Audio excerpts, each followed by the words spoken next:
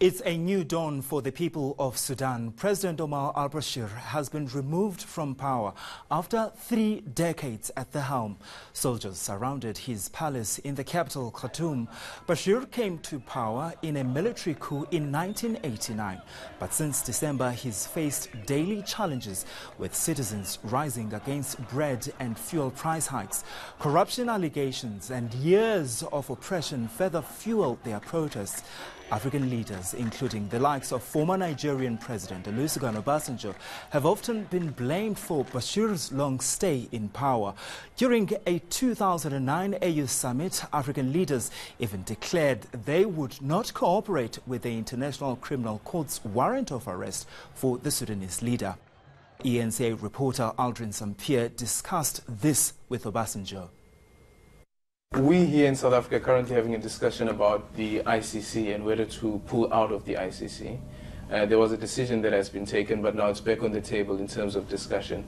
What's your take of the ICC? Do you think that South Africa should still continue being there? Well, I believe that those of us who voluntarily, and Nigeria was president in Nigeria when we voluntarily went in, I believe we should be in there, but we should make sure that our being in there make ICC to do what it's meant to do, not to have ICC only dealing with African leaders. But like the lady who is in charge now said to me that, look, we at the ICC, he said, we don't just take African leaders. It's when African people ask us to look into things that we look into things and we take measure. And I believe that we should bear that in mind, that ICC may not be doing things that they are doing without the initiative coming from Africa itself. But al-Bashir, you supported him? Yes. And you still support him? Al-Bashir in Sudan? Yeah. Of course, he's the president of Sudan. But you say, let's support the ICC, let's be inside the ICC. Yes. And the ICC is saying that this man should be tried, yet you are supporting him. If ICC have issues against any leader, not only in Africa, anywhere in the world, what I will not accept is you have one standard for Africans and one standard for others. I don't see anything wrong with that. Calls are intensifying to make public the names and addresses of convicted pedophiles. This is in order to better protect children. Authorities say they aren't able to reveal these details. The Justice Department says the Constitution limits the number of people who can access this information. The United States is the only country with a sex offender registry readily available to the public at the click of a button. In the United Kingdom, offenders are required to provide certain information to local police officials. In South Africa, there's no such access to ordinary people. Stories about children being sexually abused by those entrusted to look after them continue to make headlines.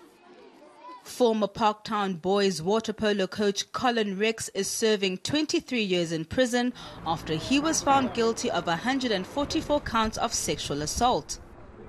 More recently, a grade 6 teacher at Valhalla Primary School is facing 24 counts of sexual assault and common assault for allegedly inappropriately touching dozens of pupils in 2018. South Africa's Register for Sexual Offenders became law in 2007 and started operating in 2009. There are over 30,000 people on the register, but the Justice Department is in a process of verifying it. The database's primary use is for employers and government to conduct checks. But why can't ordinary citizens have access to it? It's a balancing act. In the US, their legal system is not founded on a Bill of Rights that have a right to privacy. So in trying, like for instance, if we look into South Africa, the kind of legal system that we have, let's say for instance, if you do know that Ntombi for sure is a convicted sex offender, what do you think will happen to me?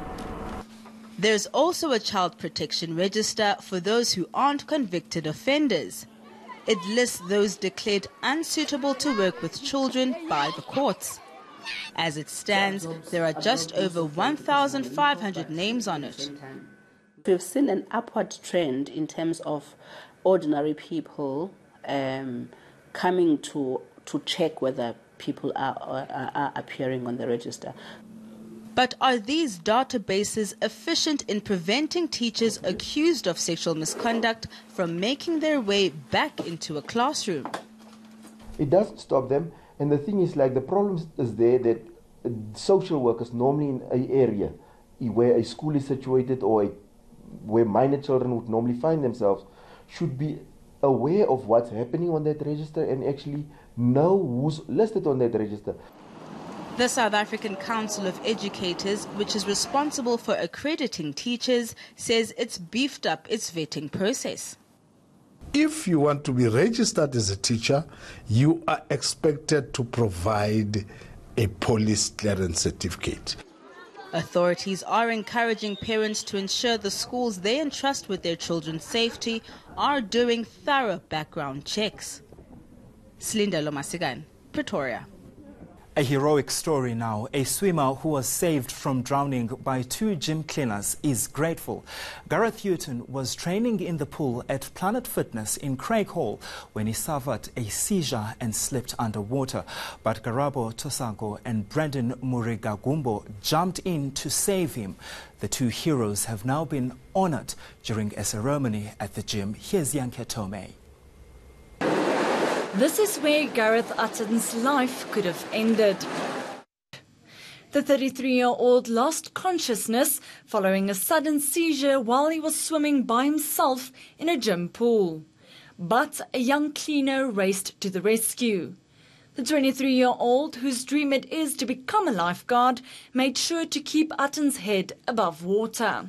I was scared, and I've never seen a person sinking underwater like that. So that thing shocked me, and I didn't even know how come he's floating underwater, because the person's supposed to be swimming and the head outside of water. So the way he was underwater, it was so scary. So I didn't even think anything. I just jumped.